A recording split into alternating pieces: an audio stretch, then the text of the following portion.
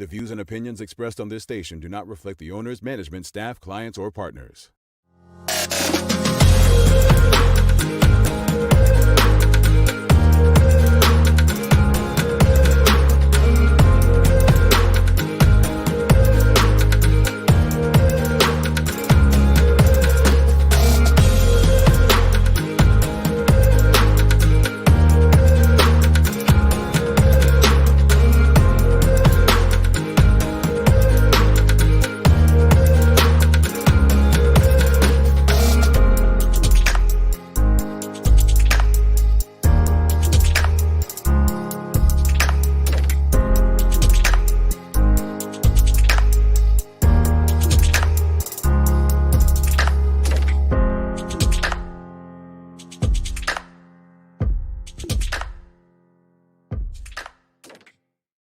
It's Friday, the 26th of February, 2021. Welcome to the Daily Hour, brought to you by Medical House, One Communications, and Lindos. I'm Jamel Hartman, along with Carla Zul and Jackie Lambert.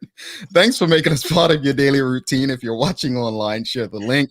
If you're on Facebook, start a watch party. If you're on Twitter, retweet it. If you're on Channel 82, call someone and let them know we're on. Just get the conversation out there to your network, and don't forget to like and engage with us. It's budget day in Bermuda, and we're welcoming the audience into the studio to discuss what they'd like to see in the budget that the Minister of Finance will be reading today. The daily play is The Feud, so number one answers only. Obviously, you can see we're all laughing. Things happen before we come on the air sometimes, and I'm not quite sure some of the conversations are morning. I'm with you, Jackie. Yeah. Good morning. It's Friday. Yeah. Nice to see you, Jack. You're giving us a sing along. Yeah. I'm crying. So for those, I feel bad when people are watching and they don't know what we're laughing at. But let me just say to you, we're saving you. You don't want to know what the conversations are off air. You don't. You really don't. Let's just say that one thing that you learn as you grow older in life is that you need certain things less. I'll leave it at that. Apparently, right, Jackie? Apparently. That's some people. Some people. Yeah. I'm not jumping in that, babe. Yeah. No, I agree with you. Like as we get older, some people just only want to work out once a week. Yeah. And it just doesn't work for me. I need like daily exercise. Yeah. Staying at tennis shape. Yeah. Sometimes I do 2 a days. Oh my. Thank you all so much for joining us. Three knuckleheads here. We're gonna discuss the budget. So we're gonna be inviting you all into the conversation. I'm just gonna be honest with you. I said it yesterday. I'm not a financial expert. We're going to look at these numbers in the most layman terms as possible, for everyone to understand. Yes, the Minister of Finance, Curtis Dickinson, is going to use a bunch of lingo that 90% of the people probably won't understand either. So we'll do our best to read some definitions of certain things. I would say this is probably one of Bermuda's most important budgets in our lifetime. And I say that because we're dealing with a pandemic, which happens once in a generation, if that. And then on top of that, it's a pandemic-driven recession. So expecting a lot. I did see in the newspaper, the RG was reporting that the Premier isn't going to extend the 10% cut. So I guess civil servants can celebrate that because they got 10%. Was it last summer or something like that? They got that cut. I don't know what that means for certain people's pay, but I thought it was taken from their, what's it called? Superannuation. Yeah. Is that like a pension? Yeah.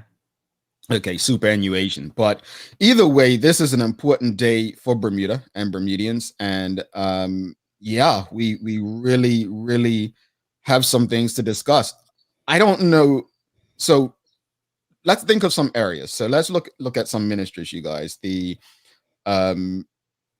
I was still shocked to see that there's a minister without portfolio. Cabinet minister. That's it.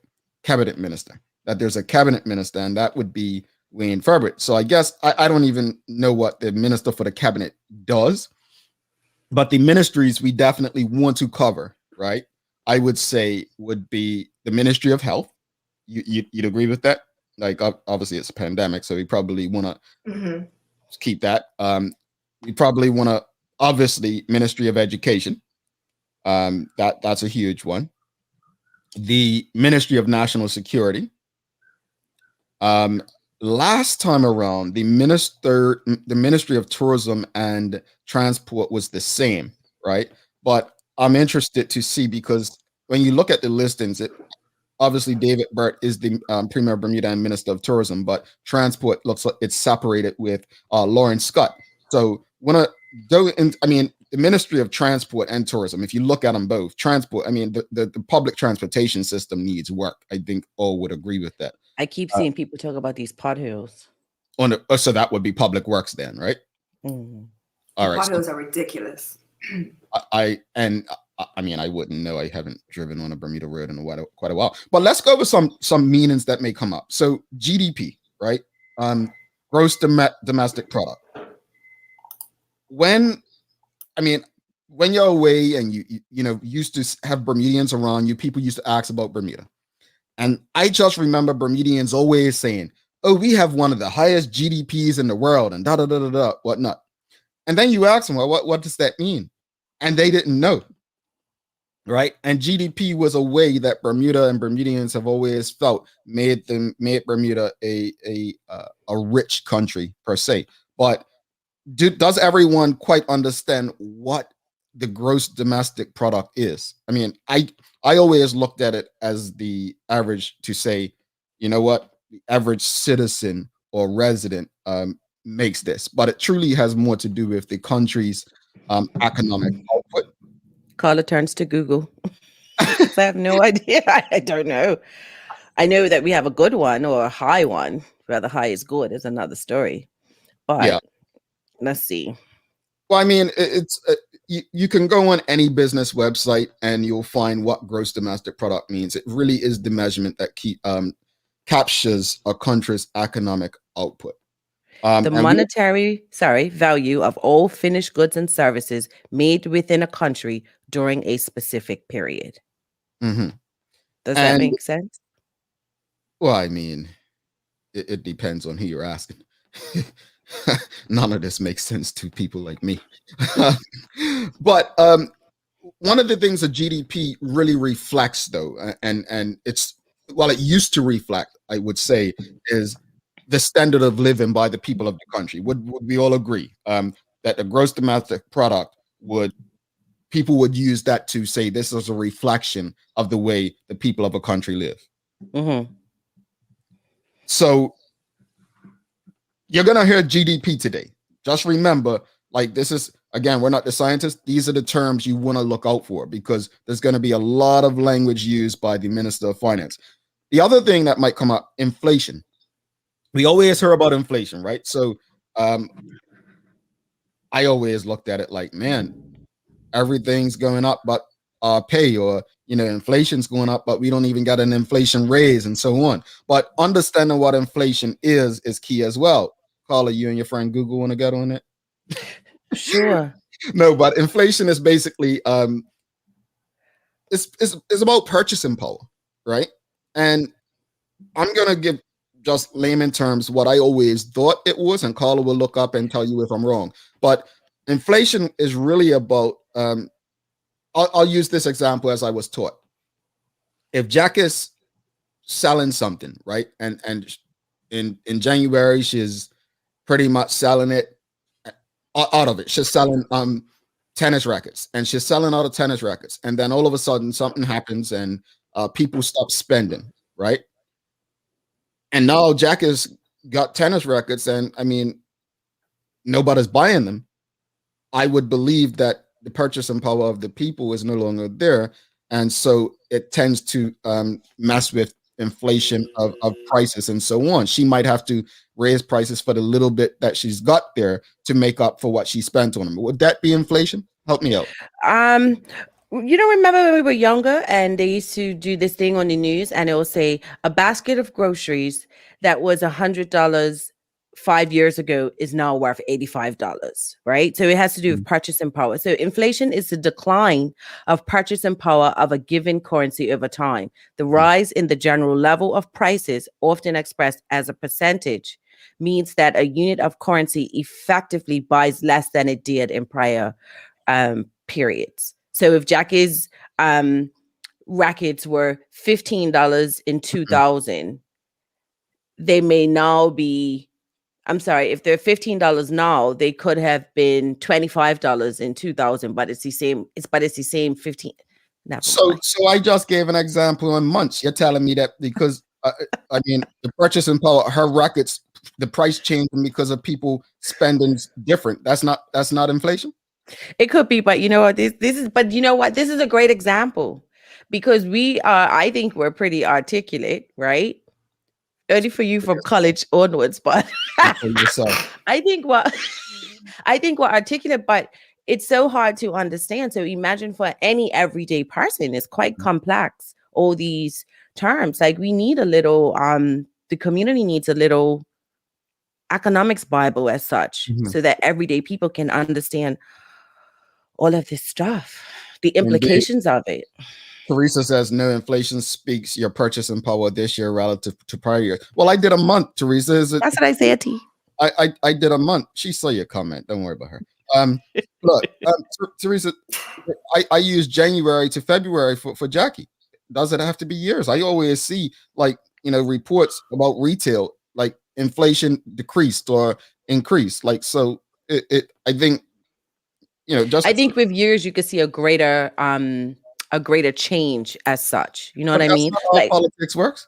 They don't care about years. They care about what looks good to help them politically. That's what I mean. That's what the government budget would be, right? Politics. All right. So 2 more things.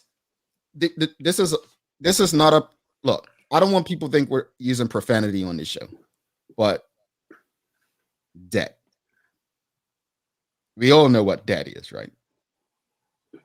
I mean, most people have some sort of debt, college debt. If you have a loan for something, you have a debt, right? A mortgage, credit cards. It's a debt. We truth be told, we live in a capitalist economy where it's debt ridden. So Bermuda has a debt problem. And we'll get into that because at the I know some of us may say, oh, well, we can't cut education, we can't cut tourism, we can't cut public works, we can't cut national security. But if we're not going to cut, we need to find out where we're going to generate this sort of income and to make that, because at the end of the day, like if government was a business, no business is going to stay in existence if they're spending more than they're making, right? It's just impossible. That's not the purpose of business. The purpose of business is to generate revenue so that they can make a profit, right? So we have to look at government the same way. So as we get into later on in the program, we break down some ministries. That's what we're going to kind of go into and discuss. So we have a debt problem. Bermuda has a debt problem. Capital expenditure. I don't know what that means from a perspective. Obviously, it's the payment of goods and services recorded. But when I think of Bermuda, for instance, and tell me if I'm wrong, I think, what is it? Couldn't it be? And payroll. Or couldn't it be purchasing of buildings as well? Could that be considered capital expenditure? Okay. Yeah, stuff like that. But I'm just thinking off the top of my head, the 2 biggest revenue streams Bermuda has is payroll tax and customs duty. Customs duty, right? So thank you for that, Robert. I thought it was 2.76 million. That to 2.76 billion, but 2.9. Thank you for that. I guess the question is with capital expenditure. I've seen, I think Shamari Talbot, who watches this show all the time, he always has these great ideas in these social media groups of what Bermuda can do, and they get shut down, and people just don't go for it. I think so many Bermudians do have ideas and what we can do to expand on that. Real estate would have been great prior to the pandemic, but even now, is real estate, I mean, is it worth it at this point? So we'll get into it. We're gonna get into not each ministry, but some key ministries. If you want us to focus on a particular ministry, let us know. But this is a conversation that impacts us all. The finance minister, Curtis Dickinson, will be sharing his budget later on today. And so, we need to make sure that, Jackie has funding for tennis. We need to make sure that, what, Carla, what are you laughing at? I was going to say, I just want to do a disclaimer, please, that this is also the person, Carla Zul, who said that Pastor Seaman was going to win 26. So take nothing I say.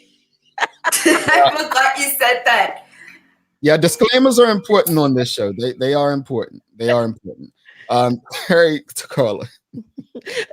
With months, when speaking of inflation, you tend to do it relative to the same month in the previous year. It can get really complex when you do month to month. But that's Jamal. Jamal wants all the little details. Well, look, I'm going to use an example that's way off this.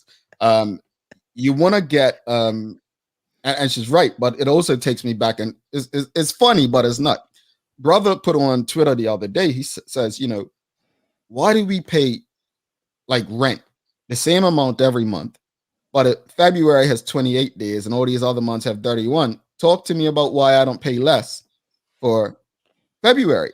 So I think that actually makes her point as to why it's better doing month to month, year over year, versus 1 month versus another. Some months may have an additional Saturday in it, right? So things like that may play a role as well. Sean Smith says the true debt is higher than 2.9 billion when you take into what's that word? Consideration is consecration, the underfunded pension fund, and outstanding guarantees. Well, Sean, I've heard people saying that it's $4 billion. I haven't seen that exact number. Kathy Bromby says we have 22 Square Mile Island and 6,500 civil servants. Not a good business plan. But Kathy Bromby, my question to you would be, what do you do with those civil servants then? What do you do with those public servants? But hasn't Bermuda been on an attrition plan for a while? I don't know that for a fact. I was a civil servant, and I mean, years ago, and that was the talk that we'll let them age out and not replace. And then remember the other day with Department of Health when Siobhan became the financial controller, and they said it wasn't a new creation, but a split of responsibility. You're talking about who's Siobhan? Siobhan Washington. Remember, we had someone from Department of Health. We had head of public service, Dr. Beans on. Oh, right. Okay. Yes. And they combine positions, you're saying? Yeah. So I just thought government was on an attrition plan for a while now. I honestly don't know, but I will say that I want to address that because I understand her concern about it being bad business having 6,500 people, as she stated, as public civil servants. The problem is, Kathy Bromby, is what do you want to do? Let these people go, and then now the government still has to find a way to support them if they can't find other employment. Like, I think I get you, like a business. I'll go back to it. If the government's a business, you cannot have more expenses than you do revenue. Like that, you can only do it for so long as a real business, right? But there's the other side. The problem is you let them go, what happens? Some people may say, is that the government's responsibility? Carla, we've got to get to the news. We're going to come back and we're going to go into particular ministries, right? We're going to get into particular ministries and discuss whether you think people should be,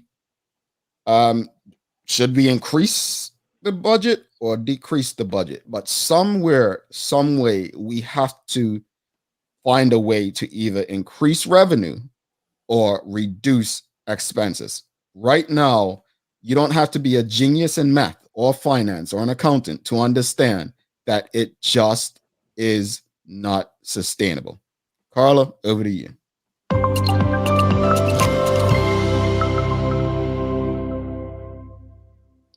Bermuda's response to the pandemic has put the island in a socially engineered bubble, the leader of the Free Democratic Movement has claimed. Mark Bean, who said he had been traveling during the pandemic, returned to the island last week to attend the funeral of former Senator, the late Laverne Furbett. He added, "When I landed a few days ago, I felt a cloud of darkness, pessimism, demoralization, deprivation. People are suffering." He asked the government, while the media might be praising you for your so-called handling of COVID, what is the real impact and effect of your decisions? Mr. Bean, a former leader of the Progressive Labor Party, adding, "People are afraid to travel, to do anything. I'm going to encourage people. Do not allow fear to control your lives." He told the Royal Gazette that he would have taken a different approach to the containment of COVID-19. Pistachio Day celebrates the popular nut, which is native in the Middle East. The largest producer of pistachio nuts today is Iran, but they are also grown in other areas, including California and Mediterranean Europe. Did you know the Chinese are the greatest consumers of the pistachio?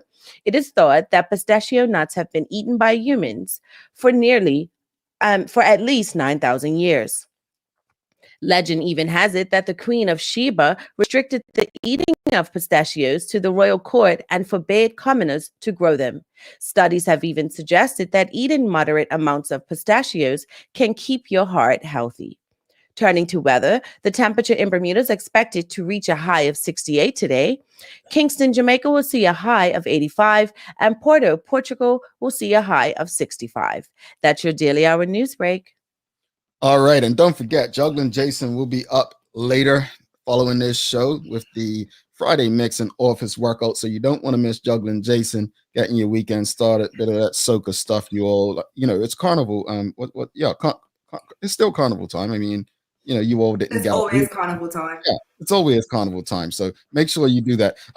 Here, look in the comments. This is it, folks. You all are coming into the studio. And we're going to have a discussion about the budget. So stick with us. Don't go nowhere. Taking a quick break. We're coming right back, and we will have one of the most important conversations thus far. Good day. Medical House, Doris speaking. Can I help you? Medical House is Bermuda's leading one-stop shop for healthcare. Medical House is a great resource for Leroy. The service is excellent. Medical House is best known for its uniforms and footwear. It has hundreds of styles of scrubs and nurses' uniforms for health professionals. Bermuda's top doctors, dentists, care homes, and the hospital choose Medical House for a wide range of products. These same professional quality products are available to you for home health care.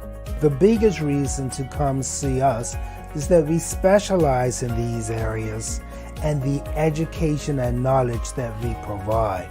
Medical House is on Millreach Lane in Pembroke, where there's private parking right outside the door. Call or visit Medical House today. Welch's, producers of the world's best-known grape juice, have been based in Concord, Massachusetts since 1869. Distributed in Bermuda by John Barrett & Son, Welch's has become a household name. We're featuring Welch's 100% Concord grape and Niagara grape juices, distinctively delicious and heart-healthy, and ushering in bold new flavors. Welch's Super Berry Juice, combining the Concord grape with aronia berries for tartness and mangosteen for sweetness, and Welch's White Grape Peach and flavored blend of white grape, pear, apple, and peach juices. Lindo's, why go anyplace else? All right, welcome back to the big show. Carla Zul, Jacqueline Lambert, myself, Jamel Hartman. It's the Daily Hour, brought to you by Medical House, One Communications, Lindo's, and our friends over at Channel 82, where you can also watch this and many other locally produced shows if you have One Communications cable. Today, we're going to discuss the budget, and I guess we've been talking about our personal budgets with different people. We've had Sister Terry on, Megan Nisbet, and I'm just letting you know now that my budget, I pushed it back another month, so I'm starting on March 1st. Me too. Okay, I'm pushing it back another month. No, the government, they can't tell us that. So we're going to discuss government. Don't worry about my personal finances, folks. Don't worry about the fact that this may be hypocritical. You all, I mean, look, government, Jamal, very different people, right? They're dealing in millions and billions, things I'll never see in my lifetime. I mean, Don't say that. Speak it. You're gonna be a millionaire. Speak it into your life. Billionaire? Nah, it's possible. It is possible. Terry, he needs some manifestation. Carla, I can speak health. I can speak a lot of things, but as I stated on my personal accounts last week, billionaires do not become billionaires because of work ethic or any of that stuff. If it's because of my work, millionaire, probably. But billionaires, name me one who has not exploited other people to become that, or generational wealth. So not negativity, just a reality. And unless somebody comes across and says, "Hey, you're my great grandson," and you have some Caucasian and you closer than you think, I don't think it's necessary. You know Donald Trump's your uncle, boy. Oh, jeez. That's more debt. It would make sense for some of the things I say and how I say it. So look, let's go through some ministries. Last year, right? The ministry that got the most money, it looks like, according to, and this was the pre-pandemic, was the Ministry of Health, right? It looked like $243.3 million, the Ministry of Health. So the question to the audience, based on, obviously, this was pre-pandemic.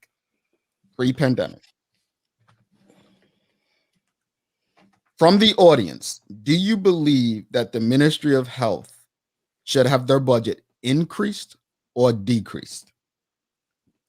They according to the estimated expenditure 2021, right? This was pre-pandemic. The Ministry of Health received $243.3 million. Do you believe in our current state we should receive that the Ministry of Health should have an increase or decrease? Increase or decrease from the government budget? You guys? Oh, you asked the audience. Does it have to be increased or decreased? Can it just stay as it is? I don't know. Personally, I think it should be increased. I'm not talking about a lot more, but something, because they're gonna set up new facilities for the pandemic that was Sydney, and we don't really know how long it's gonna last.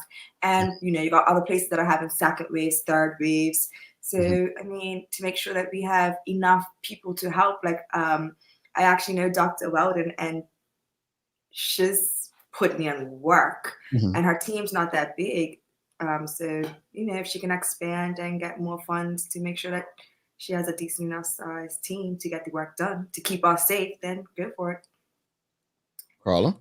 I agree with everything, except I would also think that some funds should be injected we talk about it all the time on the show, to do more to promote and find ways to incorporate healthy living. You know what I mean? So I don't know what that would be, but more education on diabetes and blood pressure and things like that, and programs perhaps that could help those who suffer with it, and it won't cost them if anything, or a whole pile. So I agree with everything Jackie said, but I think it should be some more into healthy living. Yeah, see, that's where it's like, I know at one point they were talking about trying to sort out some land so they can start the community farming and stuff like that. So I'm not sure what that is budgeted under, but if that falls underneath this, then by all means. Well, I would agree with both of you. I would agree with the audience as well. It looks like many people are saying increase. Charlotte Fox says increase. We don't know how long this COVID is going to be here. Michelle White, increase to manage COVID longer, but what is all that money spent on? Well, this is where we go. And I think obviously it'll be in the budget where the money's going to. Well, we hope it'll be in the budget, not obviously. But I would say increase, and I'm going to go along the same lines as Carla. If we're going to increase the budget, it has to be an educational component. It has to be one of the things that, and I think actually Sean Smith mentions it here. Does anyone know how much government's being charged for COVID vaccine? That's the other stuff that comes in. How much is the pandemic costing for equipment and so on? But also, I'm going to go back to the other thing we've been talking about a lot on this show, sugar tax. Is the sugar tax adding to the coffers for the Ministry of Health, right? I would say increase, but there has to be educational component and awareness to it. That would be me. I would say yes. I would definitely say, from layman terms, if we're discussing amongst friends, if you say, should the Ministry of Health be decreased or increased, I would say right now increase with an educational component. Now, where does the money go? I think that's where we start to get technical, and I think those questions are legit and we need answers to them. I think we definitely need answers to them. So everyone agrees increase. I haven't seen anyone say decrease. All right, so we're going to increase that. Do you know what the second largest was? Yes, education, and national security, but like real close behind. Education, 137.5 mil. Okay, so here's an interesting one. Education. Do you feel the Ministry of Education budget should be increased? Yes. I have to say yes. Why? It has to be a yes, but it has to be managed better. I don't know, because I have friends that are teachers, and listening to them having to go out of pocket to get books, paper, any equipment that is needed when it comes to PE and stuff like that. It's a little disturbing that they're coming out of pocket and they already don't get paid that much. They don't get paid enough with the amount of time and effort that they're putting in. I think it needs to be looked at and managed better, yes, but I think it should be. And unfortunately, what you're saying, while true, has been this way forever and ever, with teachers having to pull out. Again, I would never say decrease to education. However, what's it going to be used for? Because to me, and I used to work in education, being transparent as a communications officer for many years, it just seems like education always shifts. So is it going to be chasing behind a new development plan and no results in like things that are going to benefit the classroom and the young people? Because to me, I just always see a continual shift of systems, and that's where money goes. So Cambridge or this learning or that learning. But what about every child who doesn't have a laptop at home for homework, or an iPad in every classroom? Like, what's going to benefit the child? That's my take on it. I remember seeing something on Twitter where they were supposed to be actually laptops were donated, or money was given for laptops to be purchased for students, but I think they're still trying to sort out getting everybody a laptop. So I'm not entirely sure. So do you know that some teachers even had to take for at-home learning, had to pay, like they increased the Wi-Fi bill. So to me, stuff like that can enhance the learning and make it easier for the teacher. If there are more allotment of funds, or maybe it could be a redelegation of funds for that. But I just think that teachers do, they do a lot, but they have been doing a lot for many, many years. Well, I disagree with everybody so far about my education. And I disagree because I think it's about what you do with what you have. I actually think education should be decreased. And if we use their own numbers, it shows why education should be decreased. I think we can't get into actual like how it's allocated here and there because we just don't have that information. Mm-hmm. But how are we increasing education if they're talking about closing schools? How are we increasing education if there's less students and it's smaller numbers? So I think we have to look at doing more with less in that respect, and just making sure that we get quality out of it. again, I don't know if they're going to move forward with the parishes education the way they've been talking about it. But if they do move forward like that, I think there's an argument that they can decrease education and just focus on improving the quality of education that the students currently get, ensuring that they do have Wi-Fi, and you mentioned laptops and so on. Who knows? Less money spent on the facilities in education could be a thing. It could help. But I think before we just, I think it would be normal for everyone to say increase education because people think the state of education is so bad, right? But I just think with what they report to us, education has, it can be a great consideration to be reducing its budget. Yeah. Sean Smith says education is so top heavy. Well, everyone's got a position at the ministry, right? Robert Durham, with all the restructuring, I'm sure there will be an increase. And I thought about that too. I did think about that. Like if they're going to change to different systems, I definitely see like they would use excuses. Well, we need to invest this in this to make this happen. Excellence Rule says no increase for education. I concur. Kathy Rogers says teachers don't have supplies. Parents are asked to provide materials every term, including paper towel and hand soap. Tell me something. Is that a norm? Can I speak on that real quick? Imagine having 3 children in the public education system, 3. And it's been a norm for a while because my eldest is 20 and I've been doing it since she was in P1, right? When I moved out here to the UK, I was stunned. I was like, what do I have to bring? They said nothing. I was like, no wipes, no dry eraser boards, nothing, just not even a pen or a pencil. They provide everything. So that point right there made by Kathy, you're talking hundreds of dollars out of a parent's pocket with one child. Imagine having more than one and imagine being a single parent. Interesting. Thanks for that. Dr. Seaman says student population is much more challenging than 30 years ago. So what does that mean? Aren't the class sizes smaller, Dr. Seaman? Tell me, educate me, please.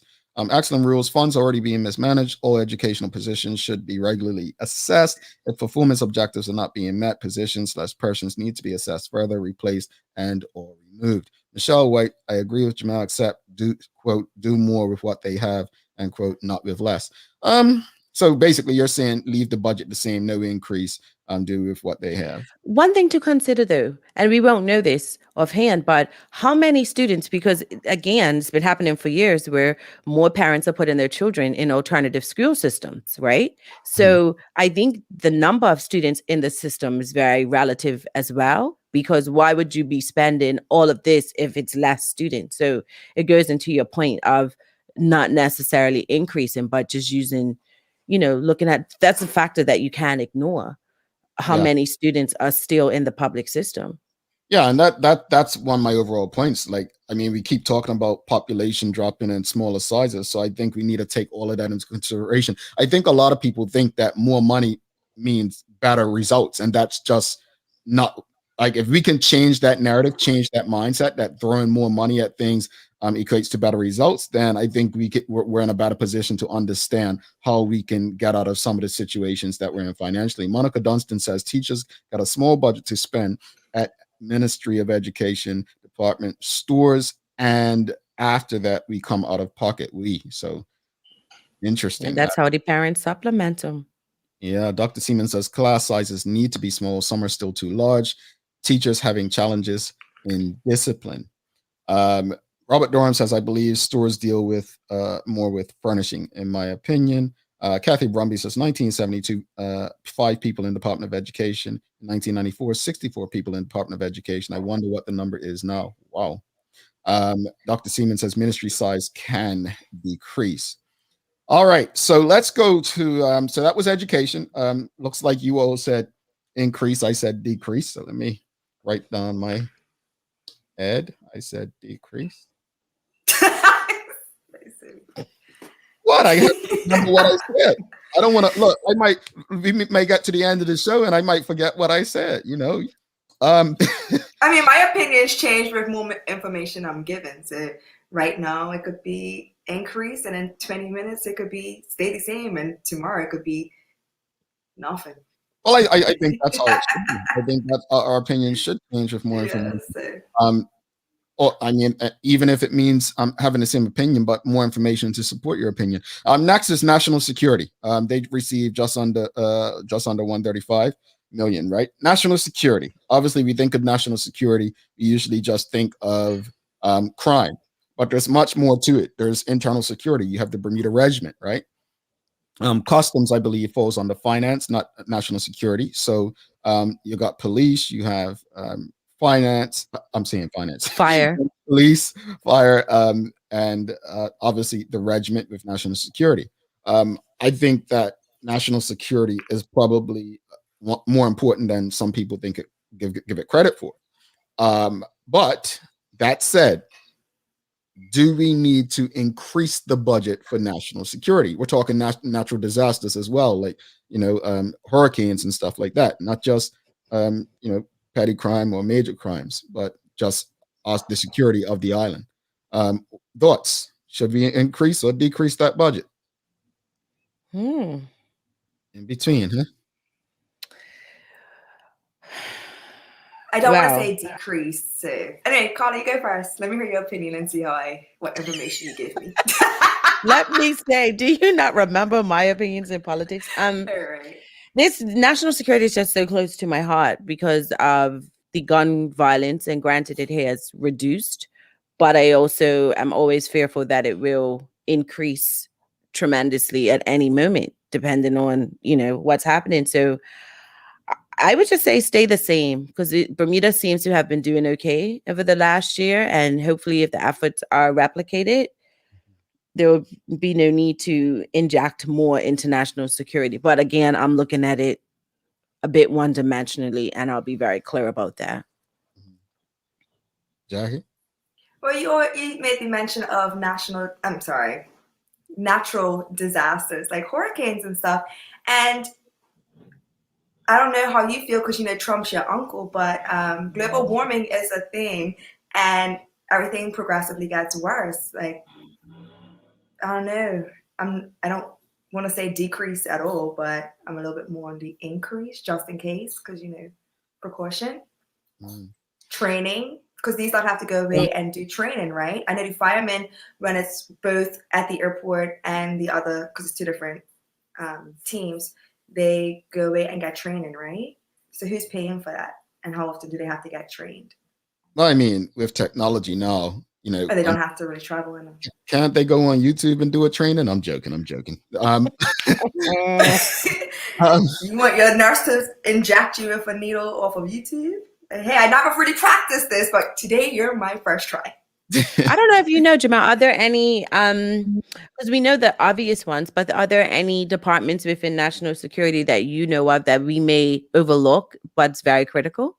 Well, I was just going to say, and I think someone put it in the comments, more support on water security. When we speak of the regiment, we don't necessarily think of the, what's it called? The Coast Guard, they call it now, right? That's important. I think that's an important aspect of national security that I don't think we put an emphasis on enough. Protecting our local waters, but also keeping people safe out there is definitely is imperative to maintaining a safe country. As far as again, national security, natural disasters. What you don't want to do is be caught with your pants down. Like, you don't want to be caught out. You want to be prepared for all of that stuff, right? It's like insurance policy. Yeah, to me, national security, is absolutely an insurance policy. Customs, no. Customs falls under finance. It doesn't fall under national security. I know most people would think it should, but customs, because of the financial impact, it's the second largest revenue generator for the Bermudian economy. It is under finance. So that said, I'm not going to increase national security, nor would I decrease it. I think it's one of those things you'll leave as is. And again, none of us really know how the funds are allocated, but I would just hope that it's allocated in a way that keeps Bermudians safe for the most part. So I'm going to say, hold up, you know me, what I'm about to do.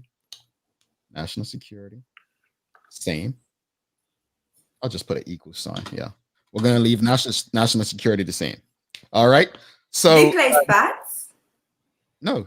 Mark It looks like says increase the budget for national security. We have Michelle White, yes, to provide more support on water. Hold on, no one's come in studio with us today, huh? I was wondering. When is someone coming in studio? They brushed their teeth. They don't want to come, come on now. I mean, I had to get up, brush my teeth. I don't use lotion anymore anyway, but I didn't shine up the face for you all. But no, come on in the studio. We shared the link. Come in the studio, have this discussion with us. And what's the next ministry under that, Carla? It would be let's skip a few ministries. Let's skip finance. Let's go to tourism and transport. Yeah. Tourism and transport, just over 88 million. I believe, tell me if I'm wrong, audience, about 22 million went to tourism and the BTA. Yeah, I think about 22. And keep in mind, tourism, before last year became a write-off, they have the tax, the hotel tax, where they actually get additional revenue as well, and then what they would have received from cruise ships as well. That said, transport, let's say they're separate because we have a ministry of transport and then the premier oversees tourism. I just know what you all are going to say. Should the ministry of transport be increased or decreased? Okay, so this is the one time, not being on the island, I really can't connect with this one, because my instinctive answer would be increase, because I get the press things where they're always canceling the different bus routes. But the question I would ask was, is it impacting Bermudians majorly? So if this new bus system is not having a major impact, then I wouldn't say increase, because if people are making out okay, hey, right? So I don't know. I follow Tari on Twitter, and she posts every day that a ferry has cancelled and a bus is cancelled and this is cancelled and that is cancelled. He's talking about Teresa Stewart. But... Oh, sorry, so Teresa. In that case, in that context, I would say increase, because I mean it blows my mind when the press releases come through like some hour in the morning, and it's like it's not even consistent. It could be number 7 this day, number 5 this day. Like, how do you plan your life if you rely on public transportation? So I would say increase for transport. What I would say is the bus situation has, when you look at social media, for instance, you look at the news, it's always in the news.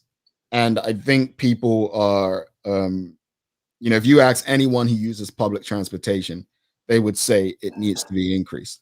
My question would be, again, what revenue, and we haven't touched on that. We're running out of time, and I wanted to just go through the revenue sources.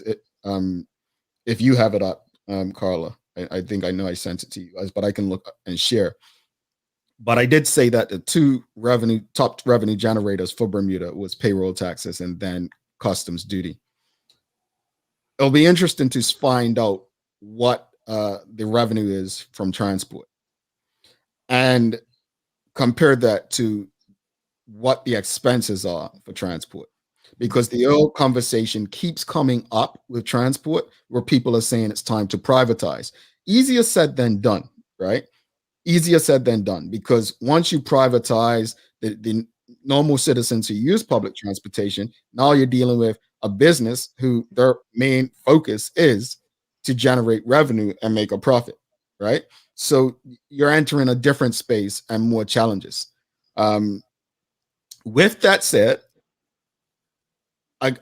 from just reading news articles and listening to boring press conferences with whoever's the minister of the day, I'm not sure if the Ministry of Transport needs an increase or just better management. I'm stuck on that one.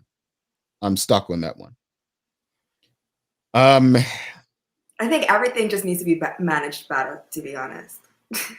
Like someplace, they really need to sit down and borderline like micromanage for a little while and see what ministry is utilizing the funds properly and who is just spending it frivolously. I don't know. I just see some places need to be put on the scoop. Yeah. Edith Diaz says GM, according to government website, customs is under Ministry of National Security. I know it was under Ministry of Finance, but I am not sure. This is the kind of stuff that can change by the day, depending on how a premier feels, right? But thank you for that, Edith. Tamara Richardson says, I think it's widely accepted transport. The post office exactly lose money. We see those services as services that are in public interest, not profit makers. But here's the question, Tamara. I'll use the post office, for instance. Is the post office still worth it in 2021 to operate at a loss? I think we need to ask ourselves those questions. Or do we need to, decrease the services offered there and hope that the community, the culture, the society evolves to a different space? Post offices in Bermuda are disappearing, though. They are. Yeah, indeed. Nicole Walker says transport increased to upgrade buses and ferries. More buses are needed, especially with the COVID restriction on number of passengers. And I hear you, Nicole, but I think people had concerns because the ferries that were bought last time didn't last long, or how long? What's going to be the line on the new buses and stuff that they order? So I think I get you. I definitely understand you, but I just think I want us to understand, like, throwing money at the problems is not necessarily going to eliminate it, because if those new vehicles only last a certain time and we're still paying on them, then was it really worth it? Shayna Smith says no ministry should have significant increases until there's greater accountability on spending. Well, this goes back to at the end of the day, when we're talking about this whole budget, I see people saying increase. And we're not talking about decrease. And that's okay if we are generating the revenue, but we can't operate at a loss forever. We can't. We really can't. Tamara Richardson says, Jamel, that answers your former assertion that we can't downsize. Getting rid of the post office equals jobs. I think we can see, but okay, to your first part, don't they just put people in government in new departments? I mean, wasn't Wayne Smith the head of the post office, and now he's going into like Bitcoin? So no, I'm not saying getting rid of the people. You can, the way government traditionally works, and I'm not suggesting it, don't take my ideas, is if they, downsize the post office, they just move the staff to a new area. That's how I understood government to work, no? Yeah. Because that's what we were talking about with the health example in the beginning, but then it still doesn't take away from the 6,500 civil servants until they age out or unfortunately pass away. So 6 one way, half a dozen the other. 65 technically.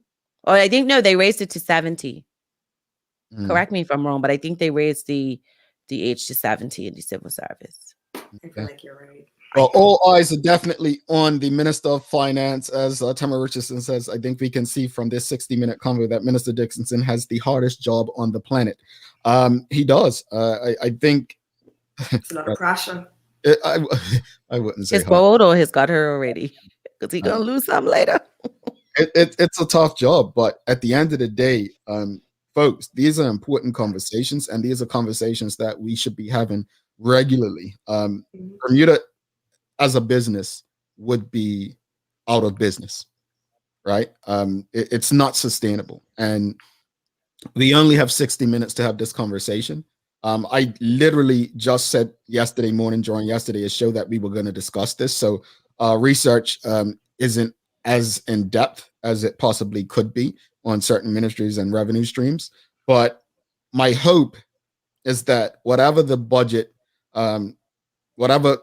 is released, it gives us more than just hope, because hope is not going to get Bermuda out of the economic situation that it's in. We need ideas. We need, some action.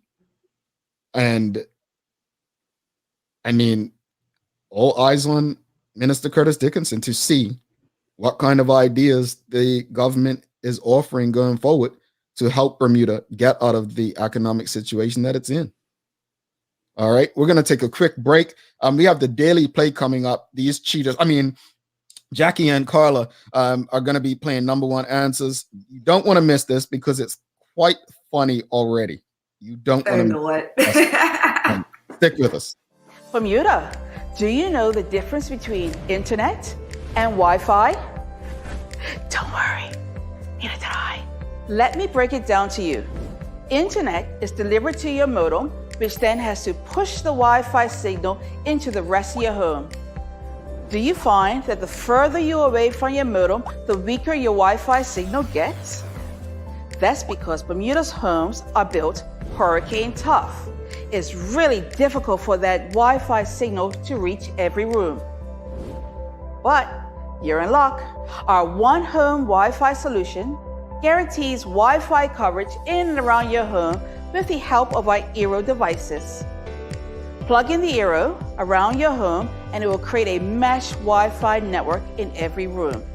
Check us out at One Today to sign up and make sure you can stream, work, and play from every corner of your home.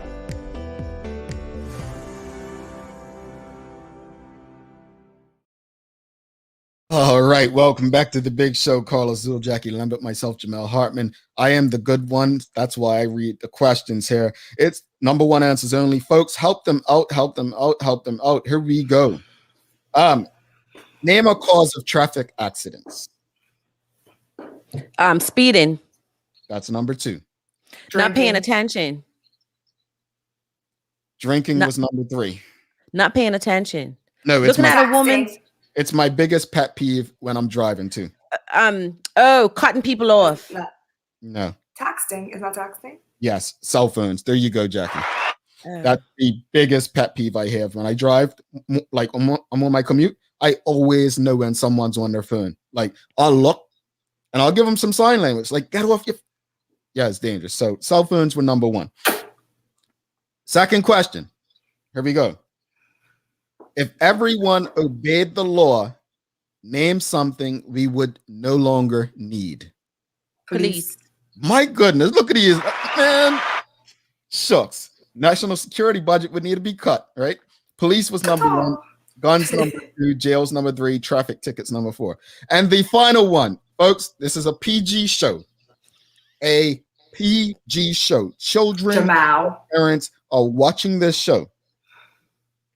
I will repeat. Children and their parents are watching this show. Here we go. It's you, though. Like, it's not us. It's you. You're laughing. You haven't even said it. All right, here we go. Tell me a traffic sign that best describes your first kiss. Stop. No entry. I said PG. All right. Okay. Number two answer was stop. Next. Go. That's number three. Traffic sign. Beware. Nope. Hold on. Let me see. Hold on. Here we go again. I'll read the question. Help promote, audience. Tell me a traffic sign that best describes your first kiss. I like Renee's answer. Go slow. This is it. Ooh, give way. It's yield. Yield means give way. So it's yield. Number one answer. Nicole Walker got it. I knew that one would get you all in trouble. Man. I knew it. No entry. I was looking and I'm saying they just had to. I thought we were going to have clean questions this morning. And I said they just had to. He does it on purpose, Jackie. He does it on purpose. You know this, right? I do not. I agree. I'm sitting here like. No. It's the two of you, honestly. One thing I was hoping that whoever you all's first kiss was, I was just like, please don't let them be watching or listening to the show. Any final words on today, Jackie? We have a lot of work to do in Bermuda, so let's read that budget and hope for good things. But what you got, Carla? For the motivation, survival was my only hope. Success, my only revenge. Patricia Cornwell. That's a good one. And have a great weekend, everybody. Yeah, Yes, have a make great it a weekend. great weekend. Thanks again to our partners, Medical House, One Communications, and Linders for ensuring that we're able to do this with you daily. As always, we appreciate all of you. Sorry, we love you and we thank you for making us part of your daily routine. If all goes well, we'll be back to do this again with you tomorrow. She's Carla Zool. She's Jackie Lambert. I'm Jamal Hartman. Make it a great weekend. These dirty sisters, I tell you. You all, peace.